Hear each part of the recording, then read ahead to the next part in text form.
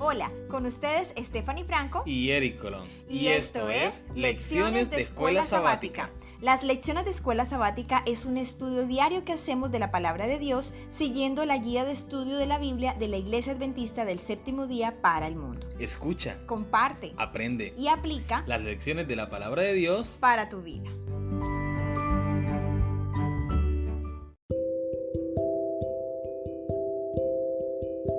Muy buenos días y bienvenidos a las lecciones de la Escuela Sabática. Lección número 1 para el jueves 30 de marzo.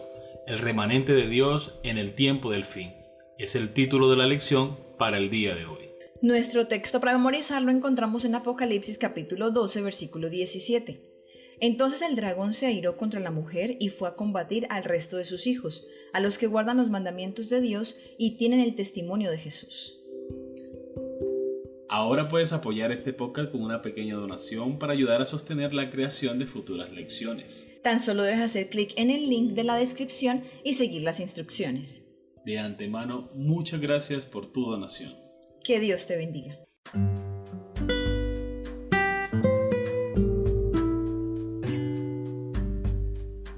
El diablo ha estado en guerra con Cristo de su rebelión en el cielo, como lo encontramos en Apocalipsis capítulo 12, versículo 7. El propósito de Satanás en ese entonces y ahora es tomar el control del universo. Podemos ver Isaías capítulo 12 versículos 12 al 14. El foco de su atención en los últimos días de la historia de la tierra está puesto sobre el pueblo de Dios.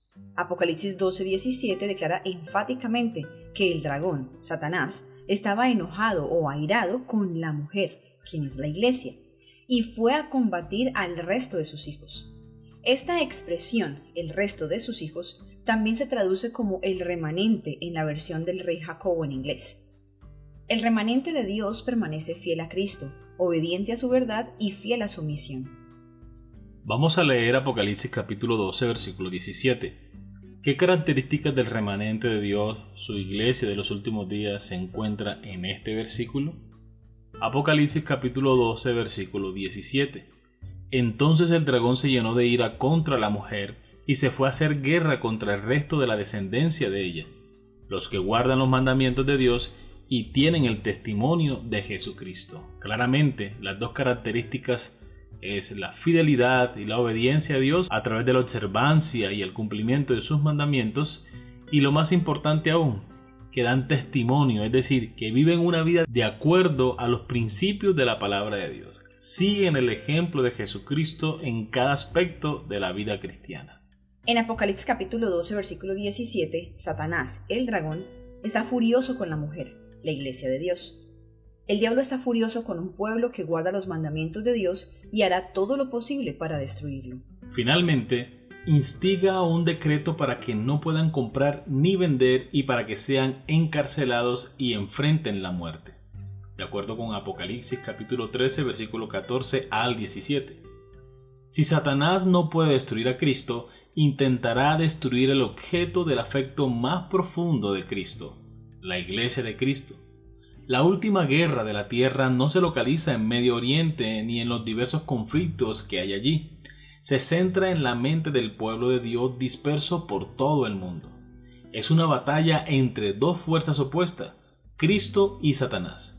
Nuevamente, no hay nadie que sea neutral. La pregunta central en esta guerra final es: ¿a quién somos leales?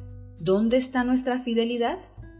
El cielo necesita creyentes que estén tan constreñidos por el amor de Cristo, redimidos por su gracia, comprometidos con sus propósitos, empoderados por su espíritu, y que sean tan obedientes a sus mandamientos que estén dispuestos a enfrentar la muerte misma por su causa. Nuestro mundo se encima hacia una gran crisis, pero en Jesús, por Jesús, mediante Jesús y debido a Jesús, nuestra victoria está asegurada. Amén. Siempre y cuando permanezcamos conectados a Él mediante la fe, una fe que conduce a la obediencia. Todo se reduce a nuestra decisión personal. Muy bien, hemos llegado a la pregunta final. ¿Cómo se manifiesta la realidad de Apocalipsis 12:17 en tu vida, en tu experiencia cristiana? Es decir, ¿de qué forma ves que el gran conflicto se desarrolla en tu vida?